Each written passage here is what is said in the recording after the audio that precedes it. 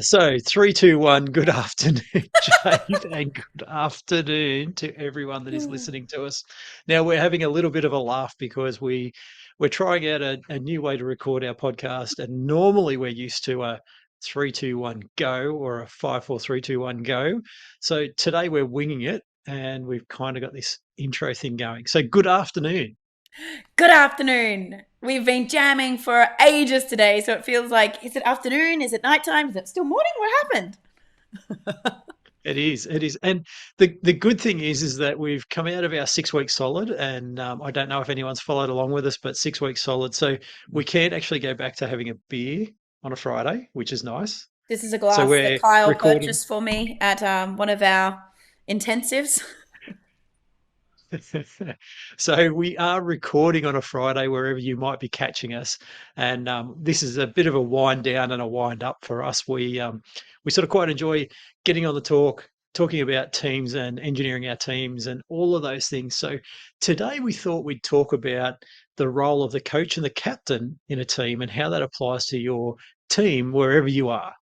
Yeah, so we were kind of jamming. We've talked a little bit before about culture, and some businesses like, I want a culture like a family, and we're like, I don't know about your family, but I certainly don't want to have to work with mine all day. Love you guys.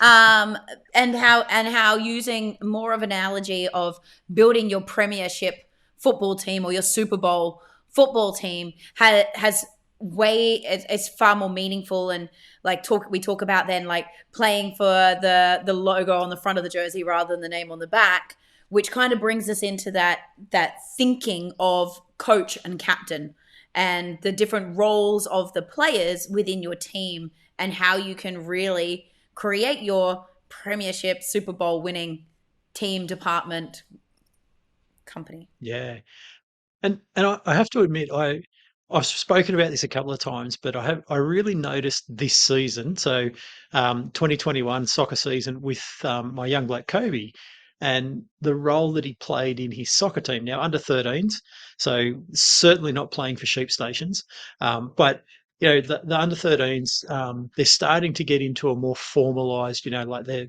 there to play soccer. They're not just there to kick and giggle. So a little bit more serious. The coaching's a bit more structured.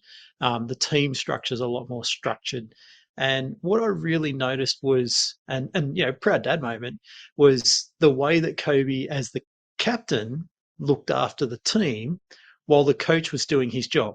And the best example of that was, pre-game warm-up.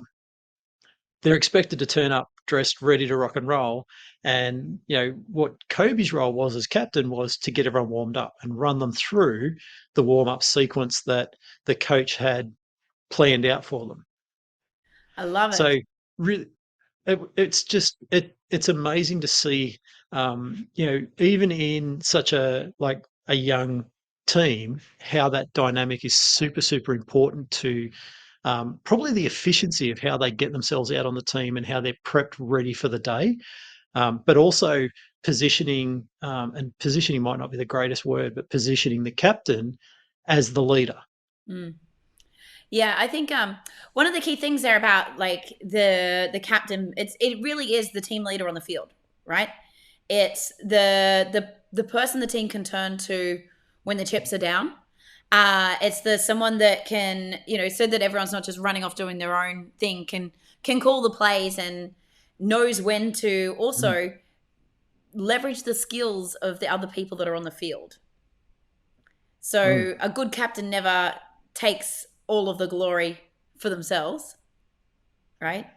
They really do look at the individual players on the field, what the situation they're in, makes the play in the moment. So the coaches set the playbook and they know what, they've all been drilled and that, but the captain's really the one that's there that's like, okay, cool. Let's take this and run with it, and can be the rock, I suppose. Yeah, and they do need to be they're almost the motivational pivot. So they're you know in that warm up, it's and like we're talking 13-year-olds in Kobe's case, like they're not necessarily the most motivated bunch of kids. So, right from that very start, the job is, okay, let's get into our warm up. Let's keep moving. We're starting to get the brain focused and on the game.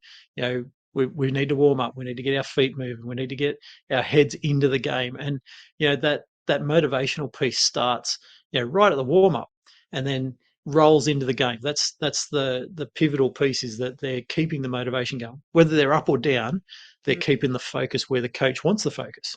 Yeah, yep. It's also that person on the team that knows when to give a bottom pat or a bit of a rev up too, right? Absolutely, and sometimes, you what it until you start watching and noticing what the captain's doing, and I have to admit I hadn't seen it until I was watching Kobe in Mm. that role, about how important it was for all of those tiny little pieces. And certainly in under 13s, it's only a tiny little piece. Like it's not, he's got no idea on the role that he was actually playing, but it was interesting to watch how important that was to the team cohesion and how they ran as a team. Yeah, beautiful, beautiful. I actually, like, as you know, I've played a lot of football, and I'm reminded of one of the last Quite times a few bum taps. got a few little bum taps, definitely. But I remember basically one of the last times I played nationals, and I might be seen as the motivational person that could be the team captain, but I'm not the one that's on the field. I didn't have the actual technical knowledge of and I didn't really. I panic a little bit when I'm on the field, so my coach was always like, "I can see your brain ticking. It's like clogs, like clunk, clunk, clunk, clunk, clunk." It's like, God, I'm the work when I'm on the field. I'm the workhorse and I'm the mouth. So I'm not the captain. But what was really important is playing to the strengths of the team members. My job became motivator. So the captain was great, but she didn't, and she was great on the field, great at being able to see who needs to do what, knowing who to rev up in the moment, who to like, what to do in those moments, and really lead in that sense. But maybe because of fear of public speaking or whatever, wasn't great in the pre-game motivation or the post-game wrap in terms of bring us together. And the coach didn't feel like it was his role. It was kind of, so we kind of co-captain in that respect. So my job was, before we went on, I'd give the huddle and the motivational rev up and, teamwork makes the dream work, sort of conversation. And what All was the really, cliches. yeah, I actually, how funny. I didn't even realize this till just then. I was the captain's sub, so we actually subbed on and off for each other. I was the workhorse. She was the try scorer. I'd come in for defense. She'd come on for offense. And obviously that meant that he had one of us on the field every time. So clever. Playing to the I strengths. am sure that was completely by accident. Definitely not. Oh, that's hilarious. But again, the right captain won't allow their ego to get in the way. They will play to the strengths. And we talked about this with Jaco's books, and specifically because I've been reading I think it's called the Leadership Handbook. It's like the field book, and how he talked about with the SEAL teams and that, knowing when the ego needs to step aside and let others step forward and pay attention to the different skills, and like when's the right time to pull those levers. And I really think that those analogies can come into place, and we can take them from military, from football, and drop them in to our teams and our departments.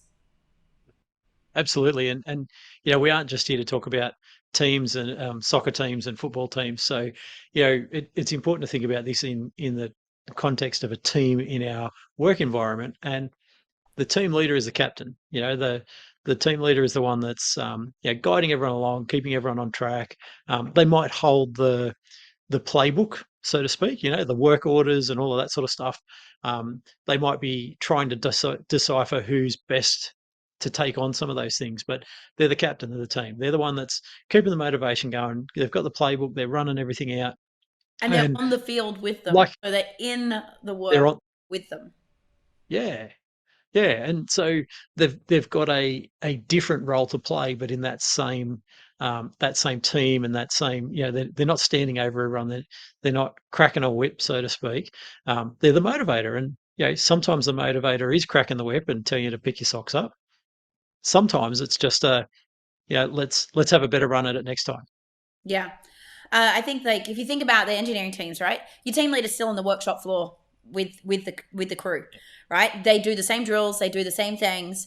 They may be the one that has to make the plays, keep the motivation, but ultimately they're still in the same team. Whereas that's where the difference of say the coach comes in, which isn't in the day to day with them, isn't on the field with them, and has the opportunity to elevate to the coach's box to be able Yeah, to see the bigger and picture.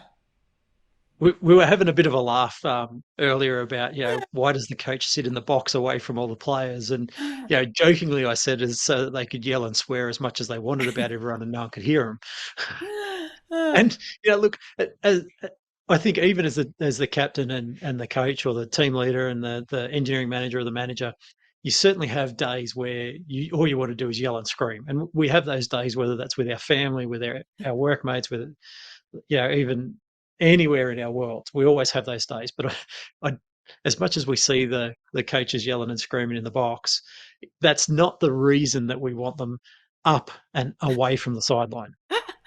Although it certainly helps to manage the emotions of the coach not just giving a direct spray in the heat of the moment because they're so passionate about what needs to be done, right? We've all had the coach that gives the emotional response, not necessarily the very helpful feedback, like, don't catch the ball with your teeth. Really? That's what you're going to give me right now? Not helpful. Like, Use your friggin' hands. how many fucking times I need to tell you? And like, yes. But no, it is that opportunity to get out of the weeds, and it's so much easier to sit from above and watch what's going on with the other team or the players on the field to know what the best tactics are, what the next moves are. And we know this from any situation, really, project management, process planning, anything like that. If you're in the thick of it and you're in the shit of it, or like even when you feel like this is the dichotomy of flow as well. Like sometimes when we feel like we're in flow and we're happy to make risky decisions, or we feel so good, we don't always make the best decisions. Sometimes you do, sometimes you don't. Yep. Being able to have that elevated view and look at the bigger picture, but most importantly, get the feedback from the people that are in the game, in the workshop, right? The guys that are down there coming up with the ideas, coming up with the solutions, and doing it allows you not to get too bogged down in the detail, which then allows you to see, okay, what ifs that come out of it. So, okay, cool, got that idea, because you've not had to use all your cognitive load and your brain space, like doing all of the little nitty gritty bits of that, say the project plan or the process plan, and then be able to go, okay, well, let's look at what we've got and let me make it better. Yeah. And I think this is a really important distinction about the captain and the coach, about they're not necessarily the best player. And particularly, and that's not their role though. It seems to be how in our teams people get promoted, is that they're really, really good at their job, so they get promoted into leading everyone. Whereas if we break apart the hierarchy type thoughts and go to a more network type structure, that person over there might be our technical expert, but this person over here is actually our captain or our coach, because they've got a different set of skills. And I think that's a really key point in our teams, is that we think about playing everyone to the right skill set so that they do actually achieve what they want. And certainly break apart the hierarchy type thinking. Yeah, look, because if we really think about it though, especially say in engineering or technical skill based roles and careers, the personality type that makes them amazing at doing the job by default does not lend themselves to leadership and people management, Yeah. right? And And we need to recognize, and this is why I hate that success is based on moving up the people management structure and Yep. ladder, because we kind of put this mantle upon, like, okay, if you're a people manager, then you're successful, but not everyone's Yeah. designed to be like that. Like, and that's why I love what you talk about with networks and realizing that every person plays equally as an important role, and that should not be the marker of success. Because honestly, like, if you think about your absolute geniuses in designing, drawing your schematics, or working out a new process and having to calculate like your flow and pressure and things like that, right? The way that person's brain works is very fundamentally different to, say, a really people person, the coach person that reads emotion, who is emotionally, like, super emotionally intelligent, knows how to build the relationships, like really go into those things, and the empathy and the care of,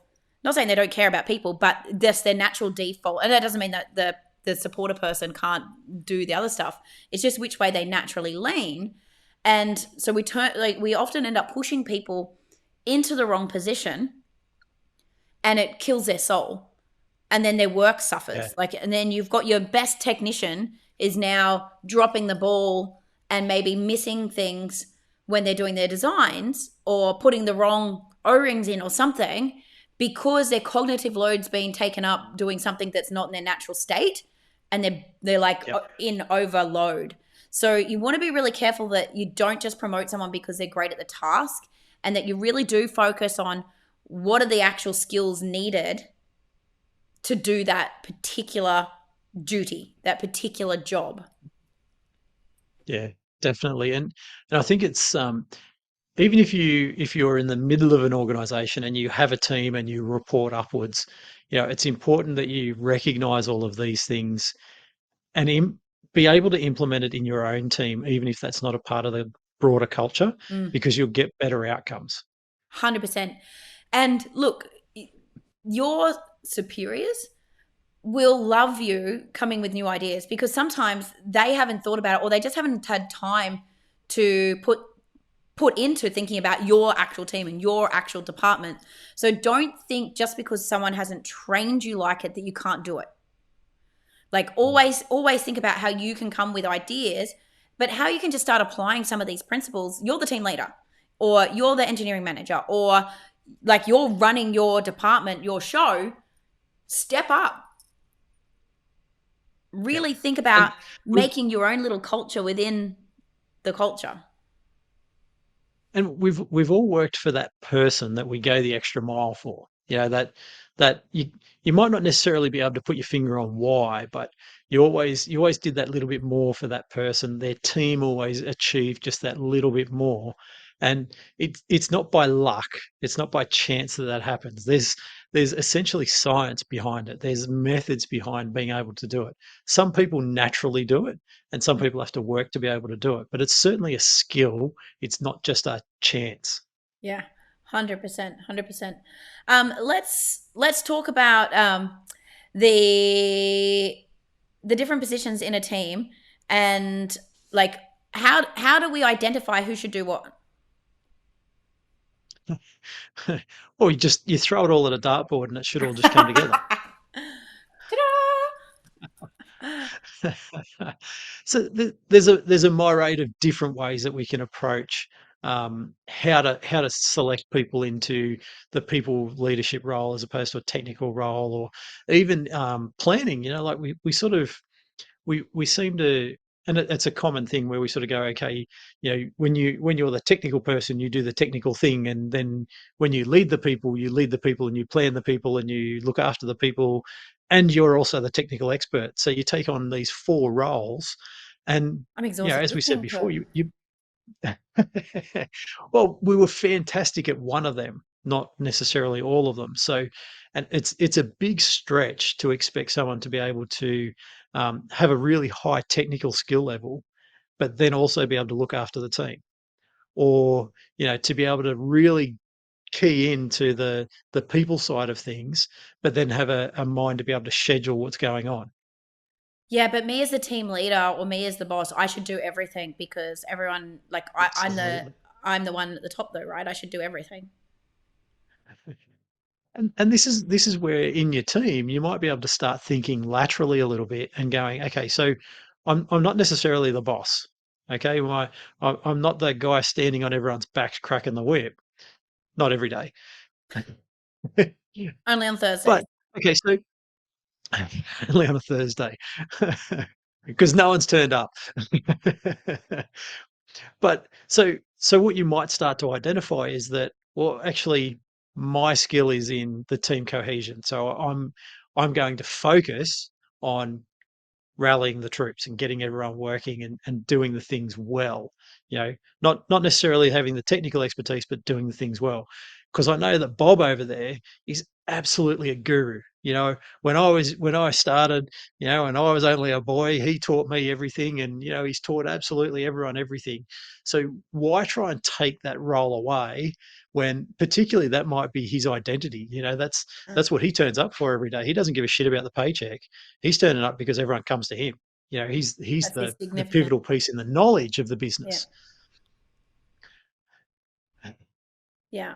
And That's then, sorry, talk go. sorry, I was going to say, so then you might actually find that you've got, and I'm going to throw a name out there. Hayden sits over on the other side, and his mind is absolutely perfect for scheduling things. Mm. And so, rather than you trying to take all of those roles on, you've now got two other people that are a part of the network to help you achieve the role of the whole team. Yeah. Beautiful. I was talking to my butcher crew yesterday, actually, and this morning as well. And we know that within the stores, we need the people person that's going to bring the fun, right? And we talk about like, okay, let's have a look at the who could be that person, who and someone to go, oh, that should really be the team leader. They should be the motivation. But no, actually, someone with the personality, and it might change each day. And it's on the captain to go, hey, do you know what? We need a bit of lightheartedness today. Bluey, can you step up? Can we just give you all power? Just bring the dad jokes, bring the giggles, Not the and tunes. like pump the tune. Like let's empower that person because do you know what? Every team needs fun as well, and that role is never really assigned, and or the person that could do it given the power to do it, and it looked at as an actual contribution. So we're not talking about goofing off and like, you know, watching cat videos or TikToks or distracting the rest of the team. But Yeah, if you, millennials. yeah, millennials. But I'm talking about like when you focus in on someone's core skill, if you give them recognition for that and say, hey, you know, when you feel that the energy is really flat in the workshop, just lift the mood for me. Because there's usually always one, like, you know, there's always one that's got a bit of a joke or, you know, that something inappropriate or, you know, they've just got something that they can read the energy of the space and do something that raises the vibe. Now, in environments where that's been frowned upon before, they might shy that away, or if it's not given the right feedback, it could go down the line of, okay, you know, running amok and not being productive. But with the right coaching around it and the right empowerment and the right purpose given to it, it can be a super, super powerful thing because you really do need someone that can read the energy of a room and help switch it. Likewise, you need the someone, and maybe that is the team leader, but it shouldn't always fall on the team leader either, right? That when the energy's gone a little bit too haywire, is the voice of reason or the let's get back on track. Like, okay, cool, that was super fun. Great. Let's get this. What can we get done the next hour? Or and just knows how to circle it back around. So it's this is where you can look as your team leader. What are the skills, individual skills and geniuses of my players, my team members? And what can I work with them on? And then talk to your coach and say, hey, these are like, which might be your engineering manager, it might be your up level, it might be the owner of the business, to go, this is what I naturally see. This is what I think my team needs as a set of players. Like at the moment, I'm short I'm short a winger, which is my mouth, to raise the energy, right? I need to bring someone in, like the next hire, like if we can try and find that personality type, that would round out my premiership team. Like if you start looking at that and looking at like what your bench is and what your team is, and like how do you make that epic culture, and then you're like, okay, cool, I've got those ones covered. Where else? Let me bring the coach in and get them working with them on those particular things. And then we can really start to hit our strides. And it's not just on the team leader to do fucking everything. And most importantly, then all of your team members and players feel like they're contributing.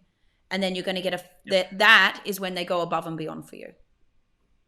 Yeah, they're turning up for more than just the hourly rate, and Yeah.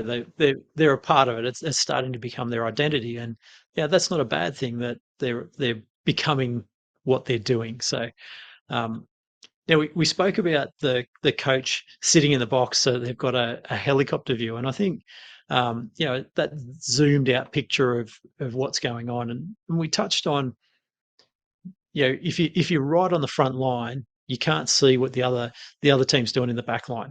And so equally in your work environment, if you're on the front line and you're doing up the nuts and bolts and pumping the grease and all of that sort of stuff, you can't necessarily see the reason, the why, all you're doing is pumping 10 pumps of grease into a grease nipple and wondering what the hell for. And the important thing is that the coach knows, firstly, that that's the job for you and that you can do that, you know how to do that, and understand how to do it effectively. But then, their job is to take that information and apply it to, well, we need that so that that machine keeps going. They can And to see the bigger close the picture. loop, and to close the loop, if we keep the machine going well, you don't have to fix it. All you have to do is look after it. And I'm pretty certain that most machines are easier to keep running than fix. A machine in any situation, the machine of the business, anything like that, right? Maintaining something is better than fixing it.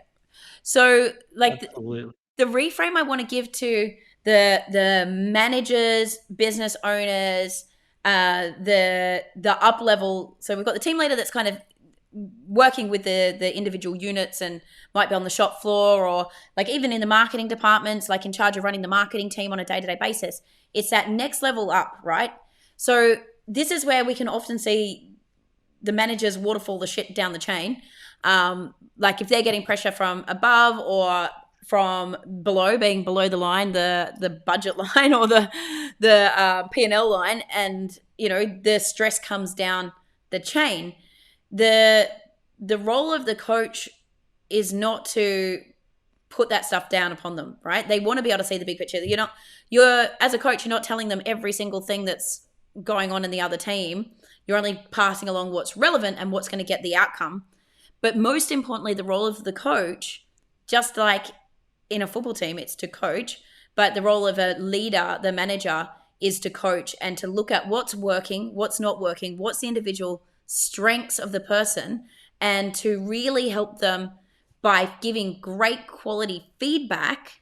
Like I joke about that the coach I had was a shit coach. I'm sorry. Like yelling at us. He got yelling at us and telling us not to catch balls with our teeth didn't help us catch any better, because then we freaked out and got panicked, rather than going, oh, do you know what you're doing? I've figured out what it is. When you're taking off from the line and you go to hard step and cut across field ready to take the ball from the quarterback, you're turning your shoulders first, not your head. And so your head's coming around too late, your hands aren't up on time, and your diamond's not directly in front of your face. Your diamond's down here, hence ball hits face, not diamond. Right? That's helpful feedback. Not don't catch ball with your teeth. Absolutely. Right?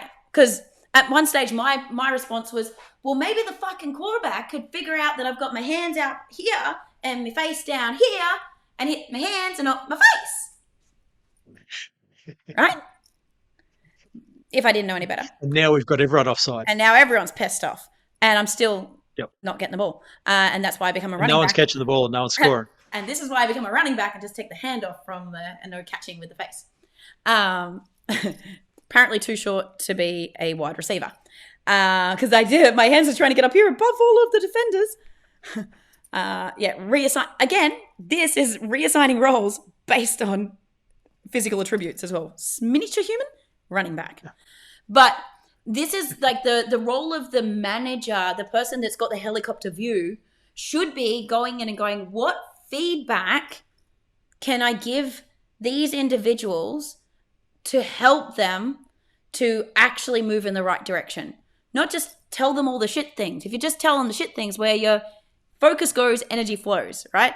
So if you keep focusing on the shit, you keep talking about hitting in the mouth, going to keep getting hit in the mouth, right? Thank God for mouth guards. But you really need to think about it. And I think so many managers have only ever had that top down, looking at the negative, setting a goal, but not actually going, actually, if we just, my sprint coach, amazing. He'd be like, okay, cool. We can get an extra 2 seconds out of you. If you could just drive your elbows that on the 90, just that little bit more. He goes, at the moment, you're swinging it out. And you're like, how's that even going to make a difference? And he's like, well, because when you do that, your core's going to switch on and you're slightly deviating. And I reckon we can get 2 seconds. Yep. And identifying all the pieces that go into making not only the individual, but the team perform well. Yeah. And focusing on I think helping to focus on one thing at a time. Like, do you know what I mean? And this is why I think the feedback loops being in shorter time frames is so important, right? I don't want to work on the elbow drive for half a year, because great elbow drive, nothing else, right? But if we do half yearly or quarterly feedback, or do you know what I mean? There's too much space in between where we can be shorting that and really adjusting the performance of our people like so much quicker. Yep. I think when we take all of those pieces and look at it, I think probably one of the key things that the manager, the coach, needs to keep in mind is that there's a time where they need to be involved directly with the people, with the workers, so to speak.